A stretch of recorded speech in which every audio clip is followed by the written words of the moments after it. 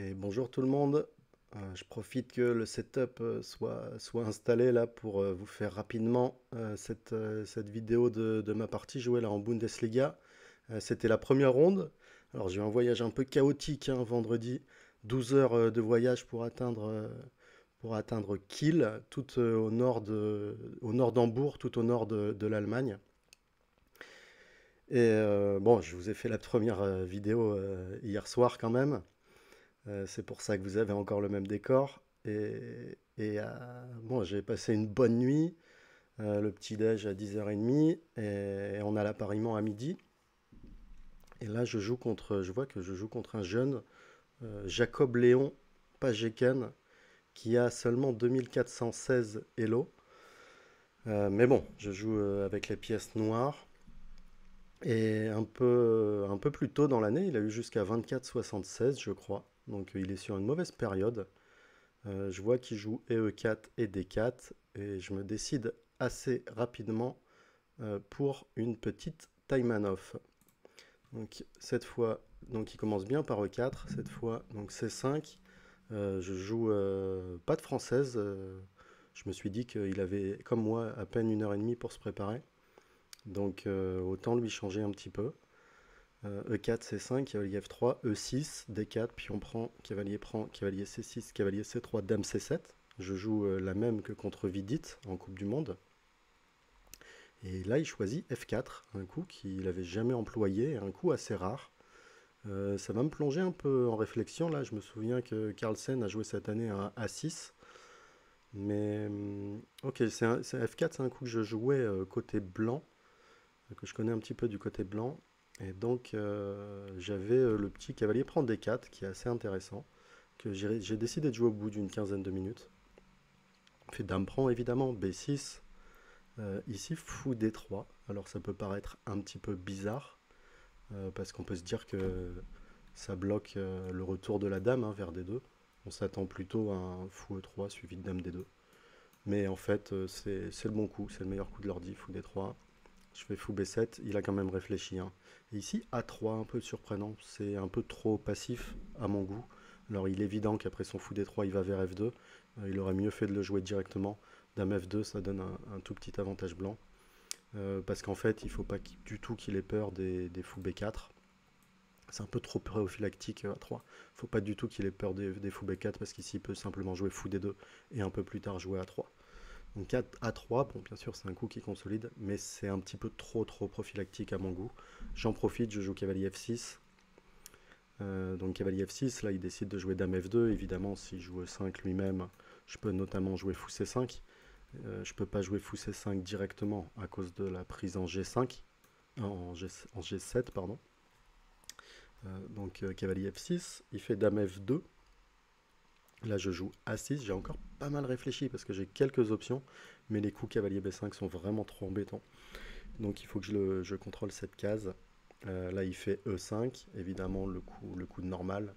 Euh, et attention à ne pas continuer le développement par un coup comme petit roc, parce que ça perdrait tout de suite à cause de fou C5, fou E3 et cavalier G4, évidemment.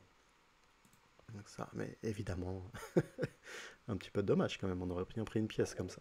Qui fait E5, cavalier D5, cavalier prend, il n'y a pas mieux, hein, s'il fait cavalier E4, je pensais même à des coups, bon je peux jouer B5 hein, un peu comme dans la partie, mais je peux même jouer des coups comme F5 en fait, parce que mon fou va être très bon, et s'il fait la prise en passant prise, c'est à peu près égal, mais avec du jeu. Mais il choisit cavalier prend D5, je m'y attendais, fou prend D5, fou E3, donc alors, on a l'impression que j'ai moins d'espace, mais j'ai quand même un joli fou de case blanche. Mais là, il me met la pression sur l'aile dame. Il faut choisir ici entre B5 et fou C5. J'ai bien fait de ne pas faire fou C5, parce qu'après un coup comme grand roc, simplement, il va... Si je peux pas aller du côté grand roc, parce que mes pions, ils sont trop faibles. Et si je vais du côté petit roc, il va pouvoir venir m'attaquer. Et échanger ses fous, en fait, ça me ralentit beaucoup dans l'attaque sur son roi. Alors qu'après B5, il me fait évidemment petit roc ici. Parce que si joue grand roc avec les fous de case noire, il y a beaucoup d'attaques, notamment par exemple B4 tout de suite, j'ouvre les lignes. Donc évidemment, il part sur petit roc. Et ici, je vais faire le coup logique, le coup prophylactique logique G6, auquel je mets un coup douteux, hein. Vous allez vous habituer avec moi, je vais être très sévère, hein, sur la notation de mes coups. Ça sera la notation ordi, quasiment à chaque fois, sauf quand c'est introuvable. Euh, G6, un petit peu douteux, parce que ça se voit qu'après A4, ce qu'il a joué dans la partie, je vais être un tout petit peu moins bien, même si, bon, avec la différence Elo, je risque pas grand chose et la position n'est pas non plus si mauvaise. Mais si on prend vraiment le côté échiquier, ici il faut jouer fou E7 que j'ai refusé à cause de F5. D'ailleurs j'ai bien fait de ne pas le jouer en fait parce qu'après F5, alors ici je pensais que Dame prend E5 était impossible à cause de fou D4, mais l'ordi arrive à défendre avec des très bons coups Dame D6, puis on prend E6 et petit roc. Bon, le jour où vous faites ça dans vos parties, même moi, on pourra suspecter un petit peu si on joue de si bons coups trop souvent. Mais après, pion prend F5, le coup normal, Dame prend F5, je me suis dit que je pouvais pas gagner. Et que, bon, même si j'égalise, c'est plutôt les blancs qui jouent. Mais l'ordi préfère ça à mon coup G6, qui perd un petit tempo. Et là, il va très bien jouer, A4 très bien joué, B4, A5 très bien joué, il fixe A6 et il se fait la case B6 pour son fou E3. Je fais fou E7, normal, fou B6, tape la dame, gagne un tempo. Dame B7, je décide dame B7 plutôt que dame C6. C'était un petit peu l'option pendant la partie parce qu'ici il pourrait jouer par exemple C3, puis on prend et tour A C1. Et ensuite prendre en C3 tempo sur la dame. Donc je décide d'aller directement dame B7. Il me fait C4. Logique, puis on prend, petit roc. Et ici, il va faire un coup qui me fait très plaisir. Il va jouer tour à B1. Je mets douteux, je pourrais même mettre point d'interrogation. Ici, bon, il pouvait jouer C4 où il avait absolument aucun risque. Le meilleur coup, c'est plutôt de jouer dame E2 ici. Pour empêcher sur C4, j'ai fou E4. Mais je vois pas trop d'idées où je vais pouvoir pousser pour le gain. Donc c'est vraiment un coup qui me plaisait pas trop, C4.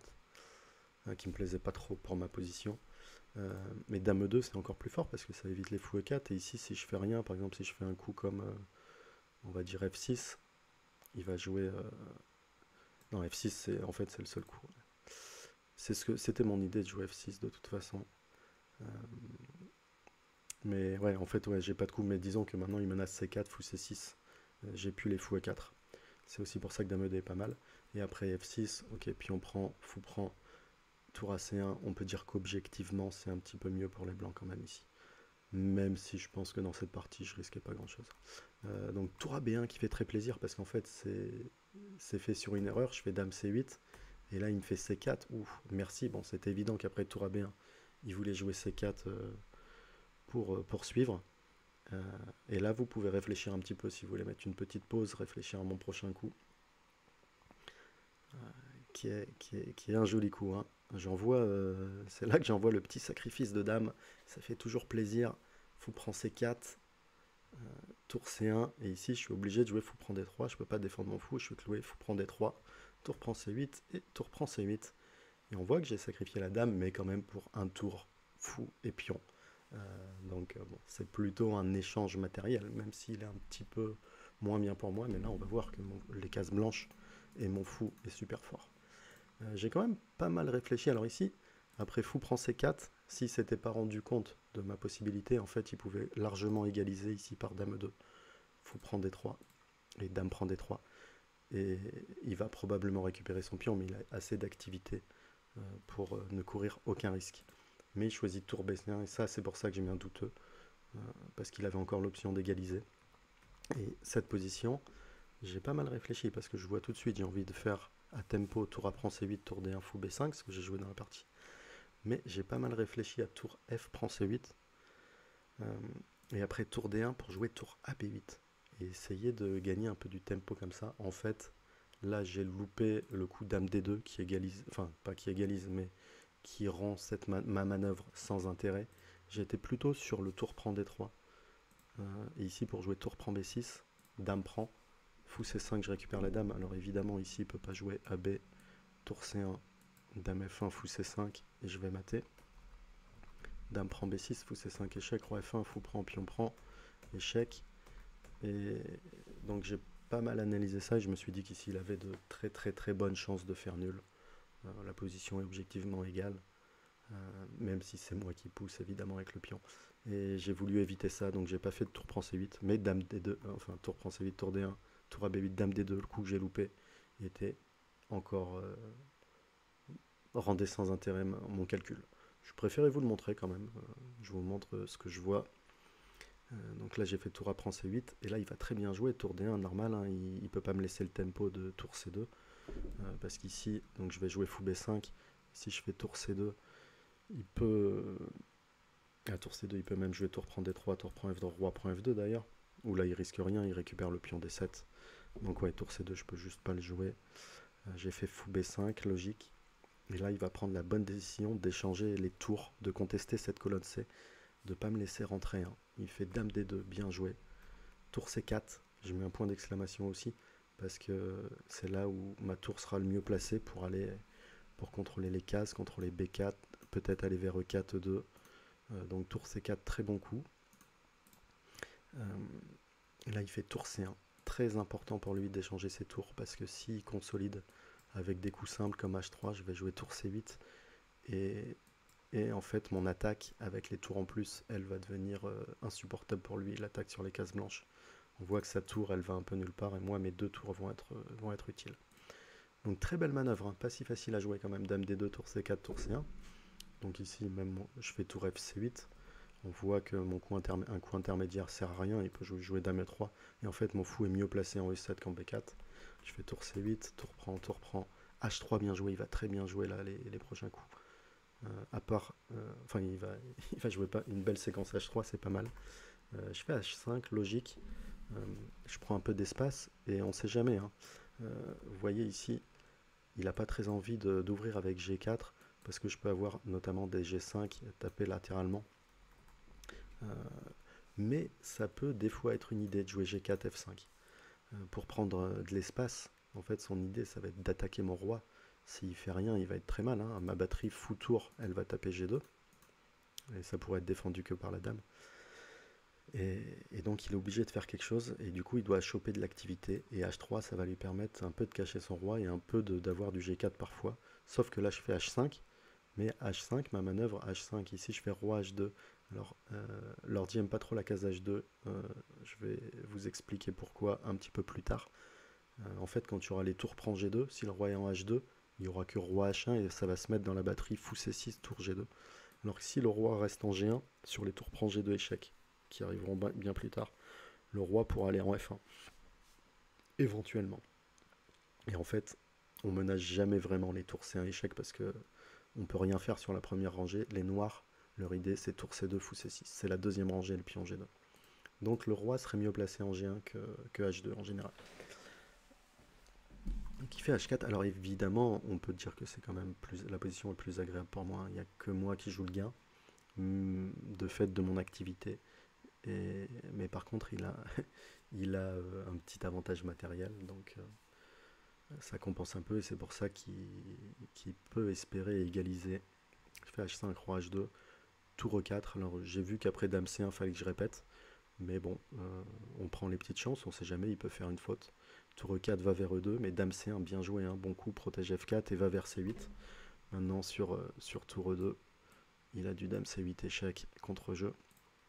Je fais tour C4, le bon coup, dame D2. Et ici, je fais le bon coup H4. J'ai joué dans cette partie, hein, je vais vous dire, j'ai joué quasiment que les coups d'ordi en fait, dans cette finale, depuis que j'ai pris la dame. Il fait fou F2, je fais fou C6, bien joué, fou E3. Ici, je pensais que j'allais la gagner assez rapidement. J'ai vu le très fort coup de tour A4. Parce que regardez, ici, pour aller sur la deuxième, si je fais fou E4, il y a dame prend D7. Donc la case C2, je peux pas vraiment y aller avec la tour. Alors que la case A2, je vais jouer tour A4, et le fou en D5, il protège en étant devant le pion D7. Et la tour va pouvoir aller en A2. Donc c'est la bonne case pour la tour, ça met un peu de pression sur A aussi. Et vous voyez, hein, tout à l'heure j'ai fait tour E4, dame C1, tour C4. La colonne s'était ouverte parce que le fou était en B5. Il fallait un peu protéger A6. Et maintenant la colonne C est fermée. Hein. Tour A4, bien joué. Dame B2, bien joué. Il profite de la colonne B. Et ici, je vais jouer... D'ailleurs, j'ai fait une faute là. J'ai pas fait une faute, mais j'ai répété une fois les coups. Non, j'ai joué roi G7, ouais, bien joué. J'ai joué roi G7 pour préparer les dames B8 échecs. Hein. On voit que après un coup comme tour prend A5, dame B8, roi G7, et par exemple dame E8. Ici, il a du contre-jeu. Donc roi G7. Et s'il fait, maintenant, s'il fait dame B8, c'est pas A5 que je vais prendre. C'est G2 que je vais aller taper. Donc roi G7, très bien joué. Dame D4. Pardon. Dame D2, roi G8, dame B2, roi G7. Il revient en D2. Et ici, donc j'ai répété une fois les coups.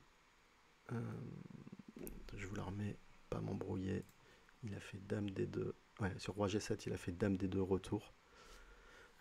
Pourquoi fou D5 ici ça marchait pas?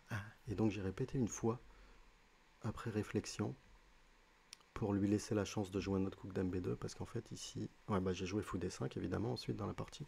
J'ai pas d'autre choix, hein. J'ai cherché. Il me restait une vingtaine de minutes un peu avant cette position. Et je me suis dit, il doit y avoir un gain. J'ai cherché, et j'ai pas trouvé mieux que fou D5. Et là, il avait une super pointe que j'avais envisagée évidemment. Je menace tour à 2, mais il avait la super pointe F5. Il me fait une défense d'enfer. Et là, sur mes dernières secondes de réflexion, je fais GF. Je fais GF. 6 tour à 2. Ici, il fait F6 échec. Donc ça, ça j'avais un peu calculé. Fou prend, puis on prend. Il y avait deux lignes à calculer en fait. J'avais quelques tentatives de gain, ça en fait partie. Ça, roi H7. Parce qu'ici, si dame bouge, je fais tour prend G2 et j'ai une découverte après. Mais ici, il fait simplement un coup comme dame prend A2, fou prend A2, fou G5. Et j'ai un gros problème, c'est que mon roi, il est bloqué. C'est-à-dire si je fais roi G8, il va jouer... Ouais, enfin, la finale, elle est plus ou moins égale. Euh, Malgré mon pion de plus. Mais c'était peut-être ce qui me donnait les plus grandes chances pratiques, tour à 2. Pas facile quand même à jouer. J'ai pensé à quoi ici? J'ai pensé à fou B4 aussi. Mais ici, simplement après un coup comme dame D4. Alors il y a pas mal de coups où il est perdant, mais par exemple dame D4 en fait, tour à 2. Ici il peut jouer roi G1. Et c'est lui qui joue le gain, parce qu'après tour prend G2, roi F1, voilà, j'ai pas vraiment d'attaque. Donc fou B4, ça c'était une erreur à ne pas faire, ça me mettait un peu en danger. Là j'avais tout calculé jusqu'à la fin de la partie, hein, quasiment. Donc je fais GF. Et ici il fait un peu une faute, il fait fou G5, il me laisse une opportunité. Fou G5. Donc F5 fantastique, hein, il commence l'attaque sur le roi. Mais malheureusement, je revois ici, j'ai pas de coup. Hein. Malheureusement, j'ai pas de roi H7 ici. Parce que maintenant il va gagner un tempo. Ici il gagne un tempo, il tape F7, F7. Et ici, franchement, j'ai pas trouvé de gain pendant la partie. Et a priori, il se trouve qu'il y en a pas, ouais. Ouais. Ça c'est pas de chance. Pas vraiment de chance. Et nul. Ouais. Donc je fais roi G7. On revient fou D5, F5. Ouais, j'ai pas de bonne case pour moi. Et l'ordi il donne pas de gain. Hein. Il donne pas de gain. F5, fantastique. Donc GF. Donc EF, malheureusement, ça serait bien, mais il y a mon fou en l'air, hein, en D5. Donc il n'y a pas de EF. Donc je fais GF, fou G5. On va voir, ouais. Là, le coup de super grand maître, c'était fou C5 pour donner aucune option. C'est-à-dire ça force plus ou moins tour à 2. Ou fou D8, fou B6. Voilà, et tour à 2. Donc c'était un peu plus précis parce que fou G5, il me laisse le coup que je tente dans la partie F6. Mais au final, après F6, il fait nul quand même. Ici, si je fais tour à 2, en fait, j'ai pas mal réfléchi à ça. F4, fou prend H4, roi G6. Et ici, moi, j'ai réfléchi à G4. FG, fou prend G3, A7 finale. Et je pensais qu'à 85-90%, elle était nulle avec le peu de temps que j'avais. Et elle est effectivement nulle. Mais mon adversaire avait trouvé le très fort fou D8 aussi. L'idée c'est quoi? C'est que quand je vais faire roi F5, fou C7, dès que je vais faire F6, il va prendre et il va prendre F4. D'ailleurs, ça n'était pas si fort parce que c'est ce que je viens de me rendre compte ici, j'ai peut-être du E5. Et dans ce cas-là, je crois qu'il va devoir jouer du G3 et ça va être un peu, ça devrait être nul aussi, mais pas comme il le pensait. Ok. Bon, tour A2. De toute façon, ce que j'avais calculé, c'était nul, hein. Cette ligne était nulle après G4. FG, prise F6, ouais. Ok, c'est nul, hein. Que faire? Fou G5, j'ai fait F6, bon coup. Bon coup, puis on prend, fou prend, dame H6. Donc on arrive avec un nouveau rapport matériel, tour fou, et deux pions contre la dame. Là je suis un peu mieux matériellement, mais surtout c'est ce point G2 hein, qui m'intéresse. Si j'ai le temps de faire tour A2, tour prend G2, je vais gagner. Mais après dame H6, après dame H6, malheureusement, j'ai eu un petit problème technique. Mais bon, je vais vous la faire à l'ancienne. Bon, je peux vous la montrer comme ça. J'ai fait roi E7. Roi E7, donc je menace tour A2, il me fait dame G7. Et ici, après roi D6, dame F8, échec. Ici, si je vais en E5, il va en H8.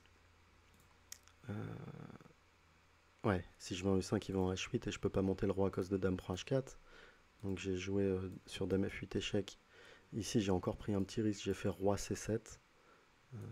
Mais bon, dame C5, fou C6, c'est pas sa seule nulle, hein, mais dame B6. Malheureusement, j'ai pas de chance, mon roi il est trop faible. Et ici, il me fait pas de dame prend A6 qui me laisserait des chances avec tour A2, même si après roi G1. Ici, la partie elle deviendrait encore un peu folle, hein. Je pense que j'ai une bonne position, mais c'est compliqué parce qu'il y a un peu des chances des deux côtés. Donc lui, il n'a pas pris A6 après roi D6, il a fait un très bon coup dame B2. Non, il n'a pas commencé par dame B2, il a commencé par... pardon. Il a commencé par ça, dame B8, roi E7 et dame B2. Donc en fait, il a trop de menaces sur mon roi. Moi aussi, j'ai mes faiblesses. Si je fais fou D5, dame G7, ça reviendrait à la partie en fait, quelques coups auparavant. Donc ici, j'ai tenté roi F7. Il m'a fait dame H8. Si j'ai fait tour A2, parce que de toute façon, il va falloir faire quelque chose. Le problème, c'est que je peux pas avancer mes pions. Il va toujours prendre H4. Il y a toujours des échecs, des prises en H4. Les E5, ça va pas. Et dès que je bouge le pion D, c'est mon autre fou hein, qui va être vulnérable. Donc, j'ai fait, pardon, j'ai fait roi F7. J'ai tenté la dernière chance, dame H8. Ici, j'ai tenté tour A2. Je vais vous montrer mon dernier petit trick qui est assez joli. Dame H7, roi F6. Ici, il m'a fait dame H8, évidemment. Le bon coup. Si il joue dame prend H4, je fais roi G6, table G2, dame G3 échec et roi H5. Et il a plus d'échecs et je vais continuer par tour prend G2 et gagner la partie. Quoique ici, il a peut-être encore une défense incroyable. Ouais, mais bon, là, ouais, mais j'ai même roi G6 ici. Parce que roi prend H4, ça serait patte. Voilà, bon, donc je l'ai pas, il m'a pas laissé cette chance. Il m'a, euh, il m'a évidemment joué dame H8, j'ai joué roi G5 et après dame D8, on a répété les coups. Je sais plus si je joue roi G6 ou roi H5, mais c'est nul malheureusement, je peux toujours pas monter, hein. Il y aurait dame prend H4 échec. Et oui, mais oui, cette position est nulle. Donc bon, bah nul contre un 2416, ça me fait perdre 3 points Elo. Mon équipe gagne. Franchement, juste après la partie, parce que j'ai dépensé beaucoup de temps, quasiment tout mon temps, je m'en suis voulu de ne pas l'avoir gagné, parce que franchement, quand je sacrifie cette dame là, contre un joueur qui a 200 points de moins que moi, avec une position franchement que je trouve mieux pour les noirs et qui apparaît très difficile à jouer, je me suis dit là, la partie elle va durer 10 minutes, je vais vous faire, je vais finir à 18h, je suis à l'hôtel, à 18h30 c'est envoyé, c'est tourné, c'est envoyé, et à 19h je suis au sport, quoi. Et bah non, j'ai dû, il m'a fait une super défense, bravo à lui. Et quand j'ai analysé juste après la partie, ça allait beaucoup mieux. Bah, je me suis dit, ok, j'ai rien loupé, quoi. J'ai juste joué ce qu'il fallait. Mais, euh, mais c'est un adversaire que je peux pas battre. À noter que je l'ai perdu 2 fois contre lui en Title Tuesday avec des superpositions. Donc, ouais, c'est Jacob Léon, ma nouvelle bête noire. Allez, je vais vous laisser là-dessus. Et demain, j'ai encore une partie contre un jeune. il a que 2003, mais il a battu des 2005, des trucs. Il fait très peur. Je vais aller me coucher, bien me reposer et essayer de gagner demain. Allez, ciao tout le monde.